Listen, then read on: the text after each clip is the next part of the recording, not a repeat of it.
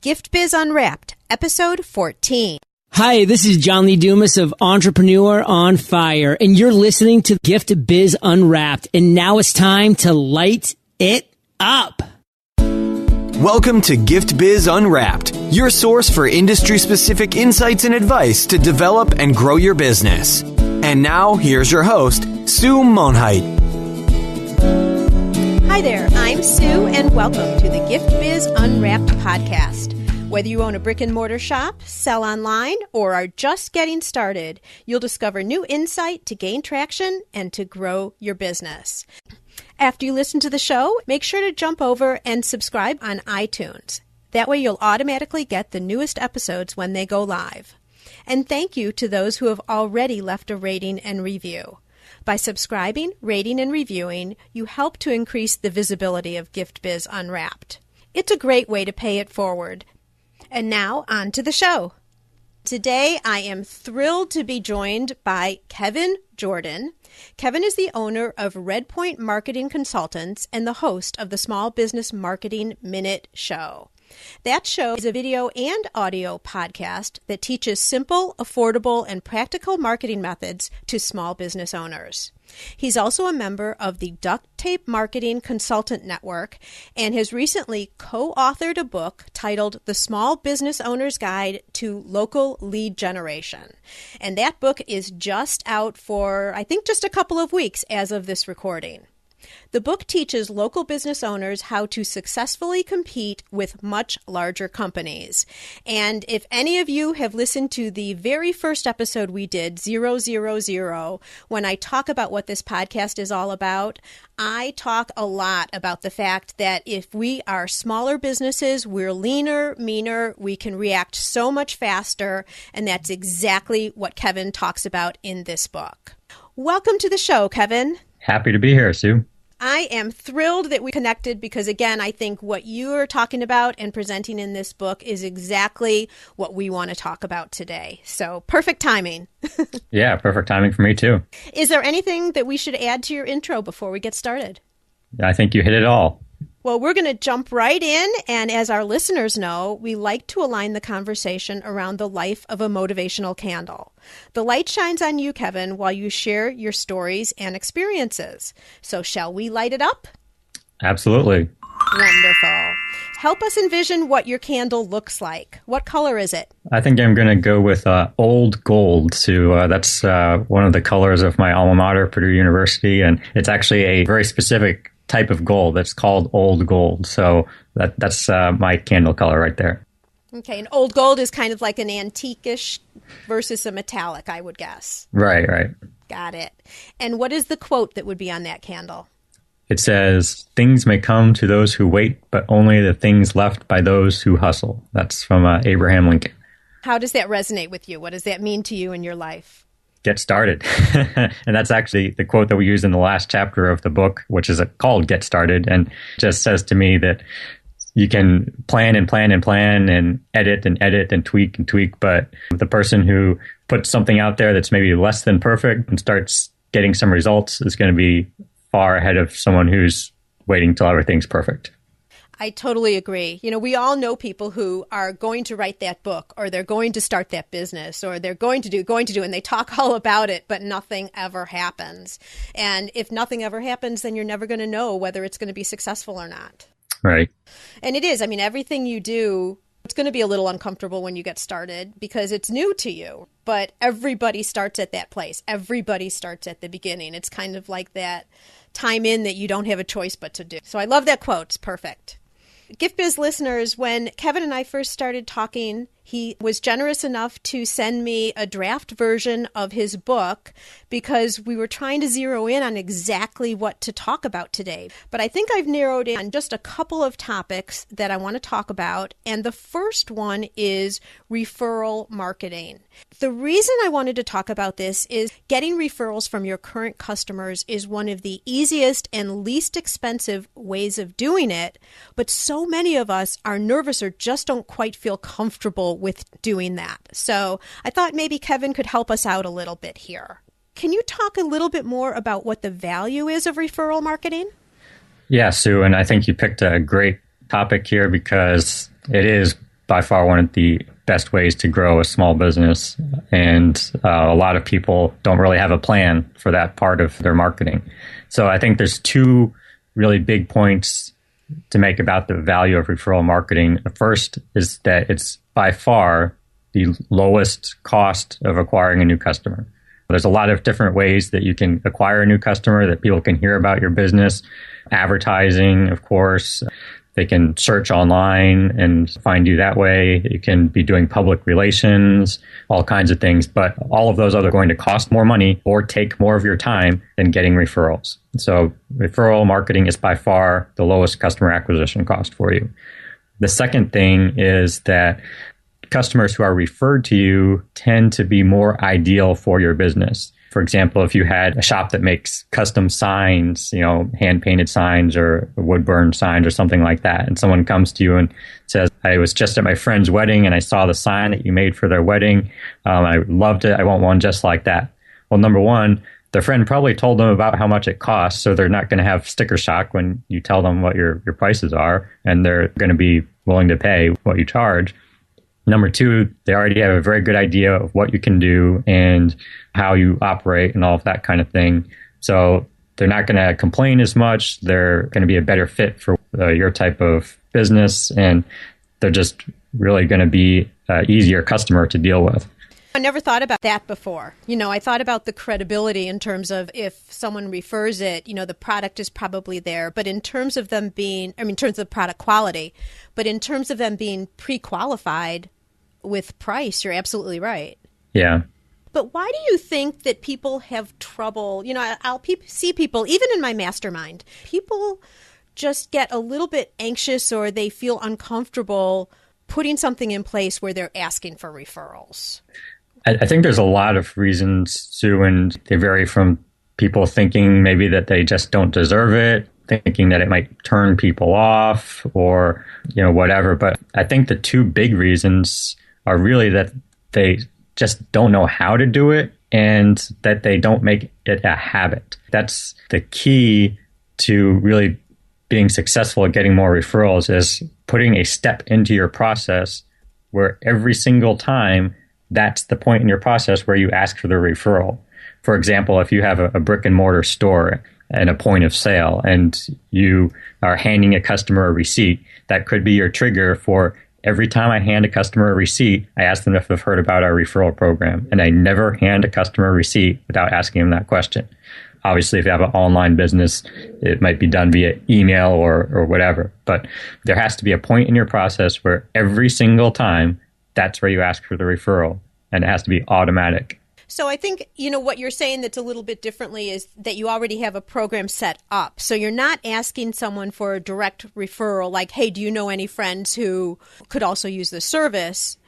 Which is what I typically think of a referral. But you're saying to talk about, we have a referral program. Let me make sure you're aware of it. Either way, if you don't have a program and you're just asking them for a personal introduction, like, do you know any friends who might use our service? That's fine too. But you still have to have a point in your process where you do it. And it has to be a habit, and you have to have the discipline to do it every time. And I guess the more you do it, the more comfortable you'd be with it as well.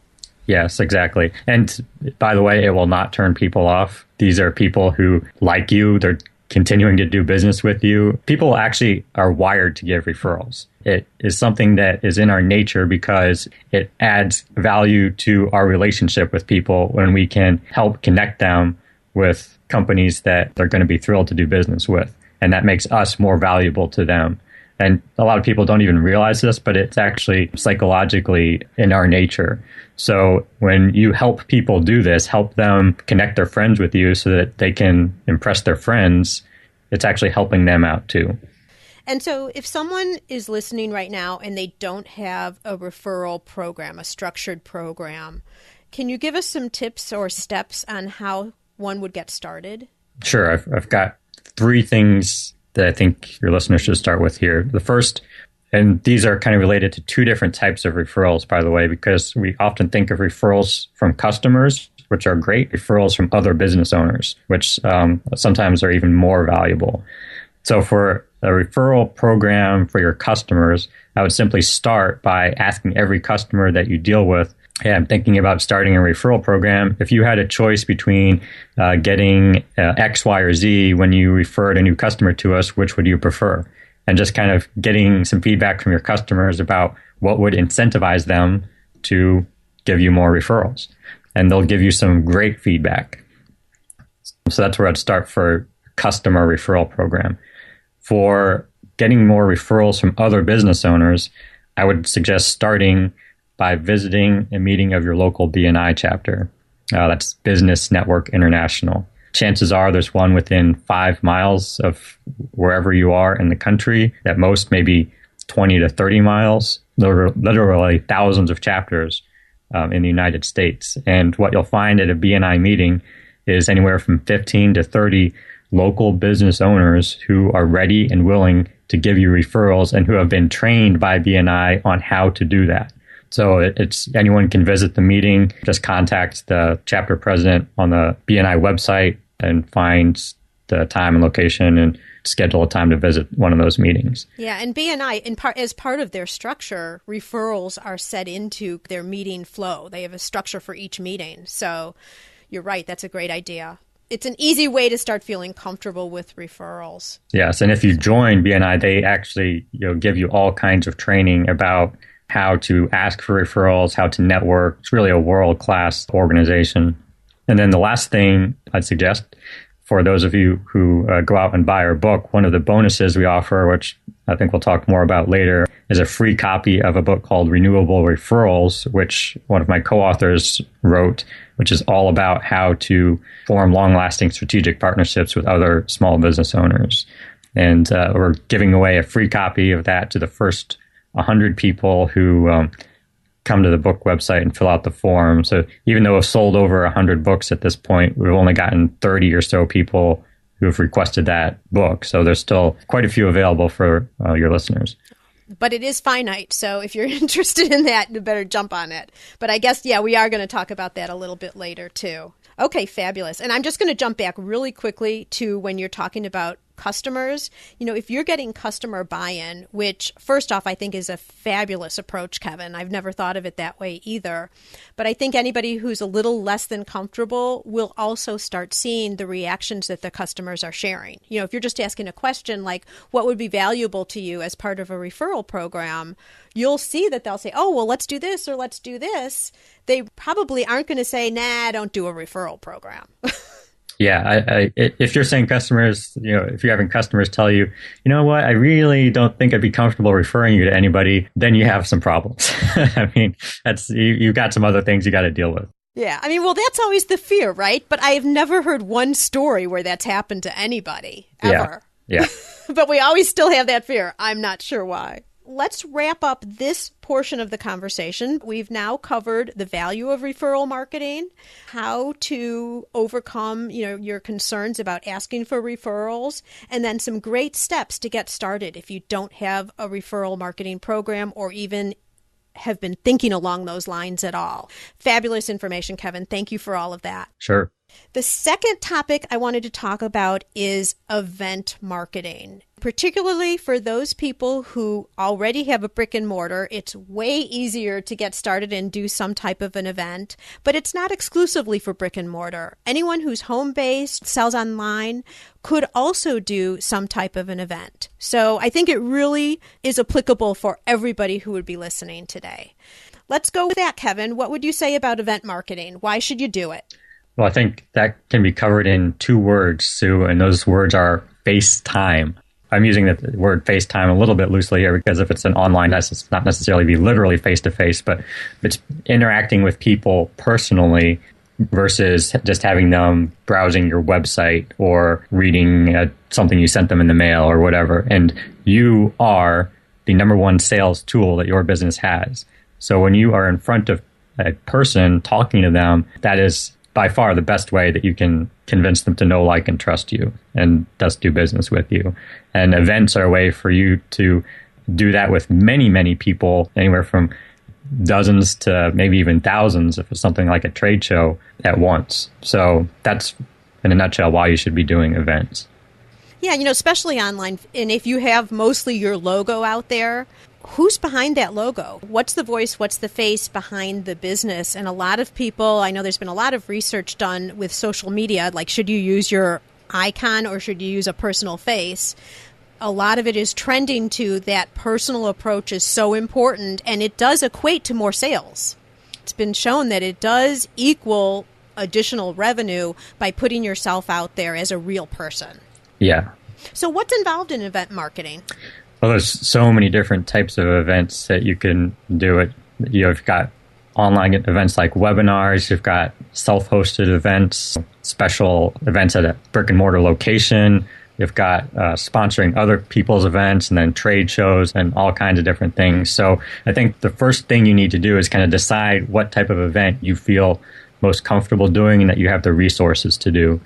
So, for example, let's take trade shows just as an example. And when I say trade shows, I'm talking about anything that involves your typical vendor booth scenario. So that might be a booth at an art show or a fair or anything like that. Sidewalk sales this time of year are a big deal. Yeah. So, community events where vendors can sponsor and get a booth and that kind of thing.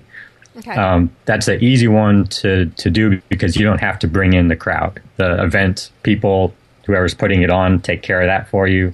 You will have to kind of put together your booth and decide how it's going to be organized and all of that. But you don't have to worry about marketing the event, and that's a big plus. Of course, those will cost money in terms of whatever they're charging for the booth space, but a lot of times they'll still be a lot cheaper than putting on your own event. So that'd be an example of what's involved in one type of event. Obviously, if you're, say, doing a webinar, you're going to be some software that you have to set up and some online marketing that you'll have to do and that kind of thing. So each kind of event really can vary widely in terms of the time and energy involved to make it successful. If you had to give a couple of clues as to what someone should do to ensure that their event is as successful as it could be, what would you say about that? I'd say that regardless of the type of event, the three things that you need to do to make it successful are to plan, practice, and follow up. Let's take that example of a trade show again. You need to have a plan for what your goal is for that specific event. So are you trying to actually sell products from your booth? Are you trying to capture leads for an email list to follow up with people later? Or are you doing both? What do you want to get out of this? Once you know what your goal is, you have to come up with a plan for how you're going to accomplish that. Then once you have the plan, you actually have to practice the event. So this may sound silly, but if you're doing a trade show, you actually have to take some tape, measure out the space that you have for your booth, set up your table exactly like it's going to be set up the day of the trade show, time yourself when you set it up so you know how much time it takes to set up, and then have whoever's going to be standing there stand behind the table and have people come up and practice an interaction with them. Like I said, it sounds kind of silly, but it is so helpful to determine what conversation starters you need to use, the flow and the logistics of the booth. Like if you have an email sign-up form, which side of the booth does it have to go on so it doesn't interfere with maybe someone else who's trying to buy something. So you really have to actually practice the event. Of course, if it's a webinar, you need to practice your presentation and that kind of thing. Let me stop you there before you go on. That's really important advice. Just the whole logistics. Like I'm going back to the physical instead of online for a minute.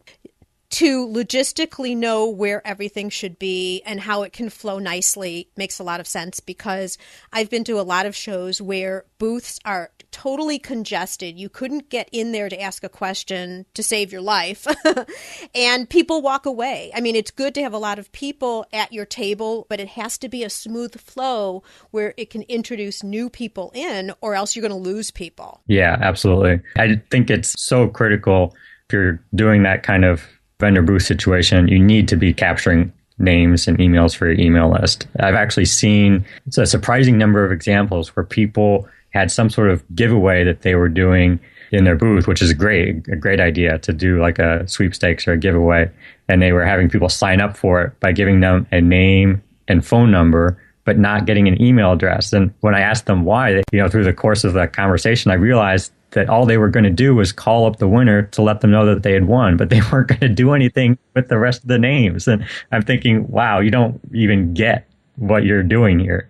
All those valuable prospects gone. Yeah. So you need to be capturing emails and contact information. If possible, get their physical address, phone number, and email, but at least their email address.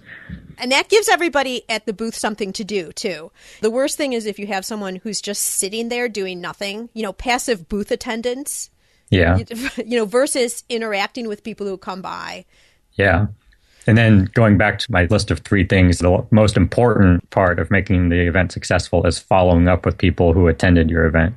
I'd already have an email written and loaded into an autoresponder if you're using one of those that gets sent out the day of or the day after the event at the latest, thanking them for attending and trying to move them one step down your sales funnel, make that call to action in that email, and then have some sort of plan for following up with them on an ongoing basis. So whether that's adding them to your email newsletter list or a direct mail campaign or whatever, that's where the money is in the follow-up. If you don't do any kind of follow-up from an event, you're really kind of missing the point and wasting most of your money.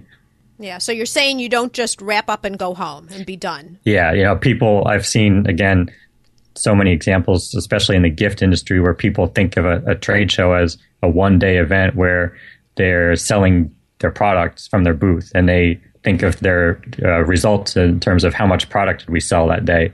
Well, your question really should be, how many leads did we capture that day for future sale? Absolutely. I agree with you totally. The other thing, and I just want to bring this up because it's a pet peeve of mine, and I don't even know if it's really legal, but some shows will give you afterwards a list of all the attendees who have been at a show. If they haven't come to your booth and actually asked for information, you have to be careful how much you market to them. I'll get emails from people who will say, "Oh, it was so great seeing you at the show. Thanks for stopping by our booth." Guess what? I don't even know who they are. I was not by their booth, and it was just a random email. And instead of me then feeling just neutral about that business, I'm negative because they really don't know what they're doing. Yeah, Sue, and that's a very good point. And I'll answer your question about whether it's illegal. It is. In the United States, you are allowed to send emails to anybody as long as you're complying with the rest of the CAN Spam Act. And that is legal to send an email to that list. But what you want to do is say something like, just in case we missed you at the show, here's a little bit about our company. Here's where you can sign up for our email list if you'd like to learn. And then just send that one email that one time to the list that you get from the trade show. And then don't ever send anything to them again unless they sign up for your own email list. Yeah, if they sign up, then you can start going down the funnel or whatever you're doing, as you were mentioning before. Right. Fabulous information on events. And for our listeners, if you've never thought of doing events as a way of customer acquisition, do reconsider, because that personal touch means everything. And you'd be surprised. It's also fun. You get to know a lot about your customers, which can help you with future business development as well. Yeah, absolutely. All right, Kevin, we're going to go now into our reflection section. What is one natural trait that you have that you would say has helped you to be successful? That would have to be self-discipline.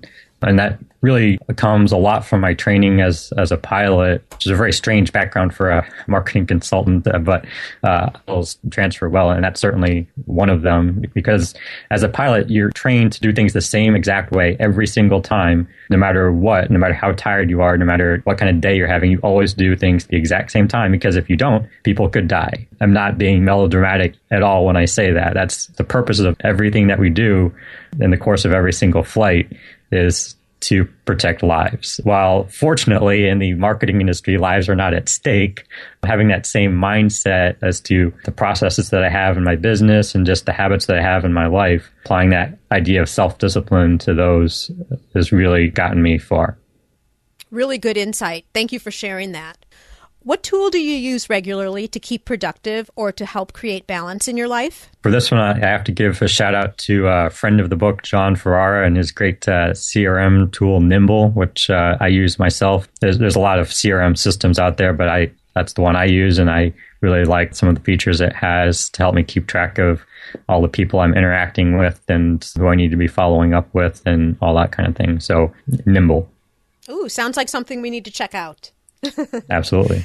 So now I want to talk about what book you've read lately that our listeners would find value in. But before we do that, I want you to go over and talk a little bit more about your book, The Small Business Owner's Guide to Local Lead Generation. Absolutely, Sue, and thanks for the opportunity. We're really excited about this book. I wrote it together with 4 other duct tape marketing consultants, and each of us is an expert in various areas. So when you combine the 5 of us and the years of experience we have working with local business owners, I think we really came up with a very powerful guide indeed. And we were fortunate enough to get some endorsements from people like Ivan Meisner, the founder of BNI, and some other best-selling authors, CEO of FreshBooks, which some of your customers might even use for their bookkeeping. So we're really excited to get this out there and put it in the hands of as many small business owners as we can. I'd mentioned in the beginning that I'm totally impressed because you put so much valuable content in a book that's pretty easy to digest. Yeah, well, being small business owners ourselves, we know how pressed listeners are for time because we are in the same boat. So we knew our book couldn't be longer than 200 pages or so, or people just wouldn't get through it. We've got your back, don't worry.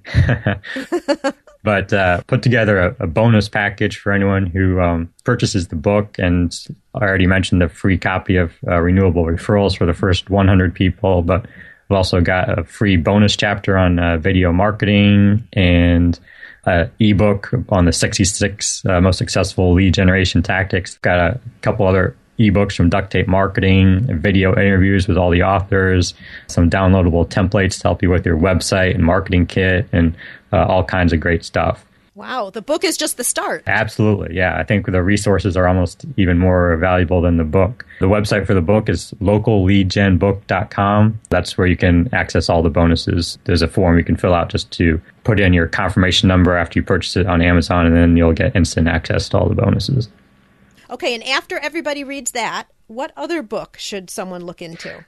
The one I like to recommend, and one of my personal all-time favorites, is one called Success Principles by Jack Canfield, who was the creator of the Chicken Soup for the Soul series.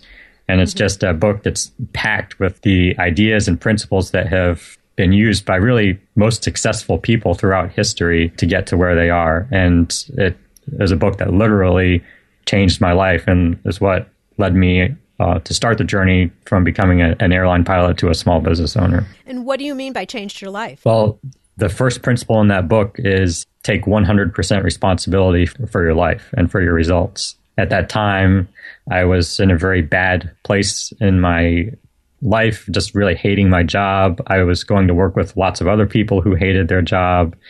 People think being an airline pilot is glamorous and exciting, but it's really more like being a glorified bus driver. And the industry is just not a really great industry to be in. So I'd go to work and complain about everything, and all my coworkers went to work and complained about everything, and then would go home and do it again the next day. And I realized that I needed to take responsibility for the fact that unless I changed something, that was just going to keep happening. When I started wrapping my mind around that philosophy and really embracing that, that's when I said, okay, what am I going to change? That was the first step on a very long journey that's led me to be talking to you today. Wow. Well, and I'm glad you did, because we wouldn't have this book probably if you didn't make the change as well. Your book, I mean, Yeah. Gift Biz listeners, just as you're listening to the podcast today, you can also listen to audiobooks with ease. I've teamed up with Audible for you to get an audiobook like the one that Kevin is mentioning for free. All you need to do is go to giftbizbook.com and make a selection. That's giftbizbook.com. Okay, Kevin, we're going into my favorite part of the interview, and that is the Dare to Dream question.